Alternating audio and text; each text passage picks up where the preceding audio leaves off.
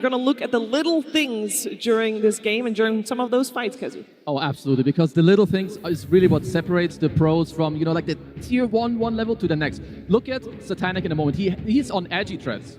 Okay, before he gets jumped here, he will make sure we don't even see it, but he goes into strength threads here. He has the correct skill build with 2-4-4. Okay? Max tells you because he understands it. Not only these two things, with the thread swap, the magic wand, and the correct skill build, he also has the brawny enchantment on his neutral item. If any of these three things don't happen, he dies there, and this entire game could change. But the small things, you do it properly, you don't slip up, you make it clean. Yeah, I don't know if this is a small thing, Tigo, but I think Oracle getting a blink probably pretty big. Yeah, I mean, Dakar's had a stellar game, right? And against a Troll Warlord, any type of disarm is incredible. So positioning is key. Getting off the Fate's Edict, getting off the False Promises. You want to be able to enable your team both kind of aggressively through disarms and defensively. And yeah, I think getting that Blink Dagger Rush, other support players might be talking about additional healing, Solar Crest, or maybe even like drums and stuff. But for Oracle players, the good ones, they know when to buy Blink Dagger, and Dakar already was popping off in the first 22 minutes without the Blink Dagger. Once he got it, it felt like he was on another level in this game. Yeah, he only died the one time, which is already after he used his ulti to save MK who got doomed, and his death made it so that they saw Falcons, they revealed who their heroes were, he tanked a few spells, instantly buyback, and P-Vision won the fight. He did so many things well, and he played with that troll, like T mentioned. There was no Manta on troll versus Oracle, which is quite unusual. He did so much in this game, like even in the early game, like he's the triangle blocking this, like, he's laning with an anti-mage. This is not a notoriously very strong lane, but they make it happen. They know what they're playing for, they do it in the game, and overall just, it's beautiful.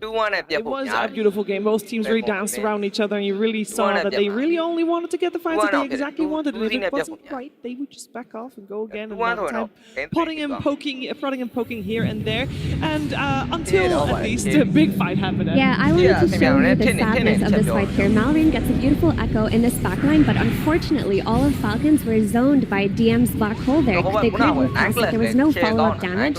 And the theme of this game was every time Malrine missed the initiation or they couldn't get anything off of the instant initiation into kills, they would just lose the fight. Anti-Mage, who got doomed here, didn't even need to be false promised. He was just force-stopped out. They kited it a little bit, and then on the side, you have Satanic cleaning up. You have no one playing on the limits, and Tukalis in the back getting disarms off on the troll.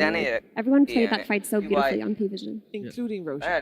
He was a real big boy. He slammed DM like twice to the side, being like 6th player. It doesn't happen very much. I mean, that was a very cool fight for a multitude of reasons. There was one other fight that happened a little bit before that, but we got our expert on the case to tell you exactly what happened at that time.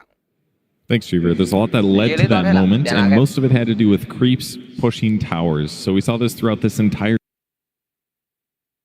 game, just a super abundance of creeps.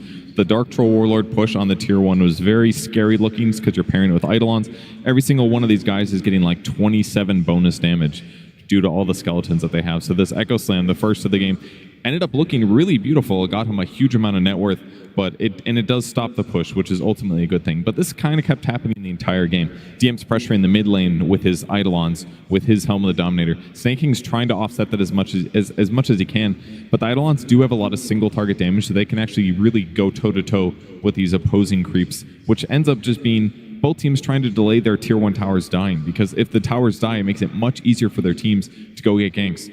And P-Vision really has to worry about the Doom ganks and the Earthshaker ganks getting some crucial kills. So they tried to slow this down as well with the tower getting backdoored here. No one tries to deny it. He's not successful.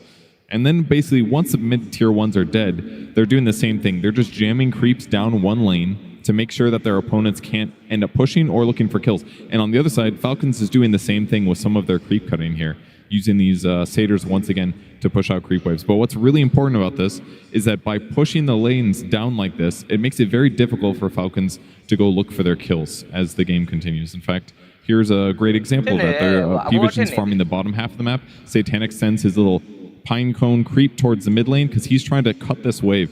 And they barely saw Amar. They basically expected Falcons to do a smoke in this position. And now you have all these Falcon players kind of sitting in the middle of the map. So let's take a look at what this looks like.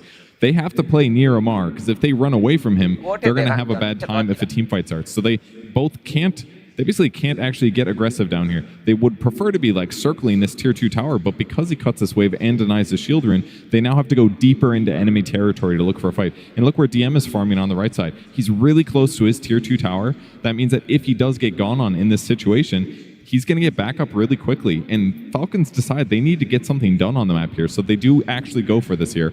The Echo Slam is, or at least the initial disable is going to be okay, but there's like 4 TPs going on. All of these heroes are Power Rangering in to react to this because they know that this is a crucial moment and their opponents had to do this crazy dive. Because they had to go farther, they didn't have as much damage follow-up. They do manage to get the Doom on the Anti-Mage, but the Oracle save that comes through is fantastic, of course. Last second here, that's going to come after the Doom ends, so he ends up staying alive. Just a perfect response to P-Vision, but most of this was set up by the incessant pushing in the mid lane that gave them this good place to start the fight.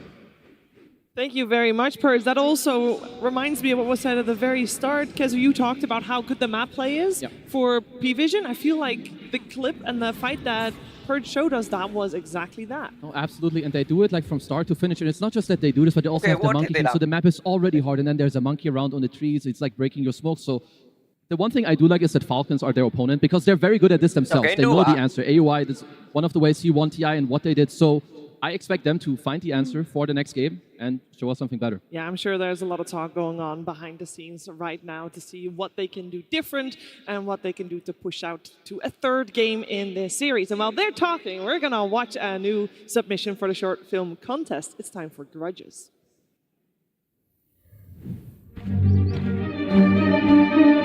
Thế đâu mà là thằng cho nhà lại nó cũng đang đâu nhà lại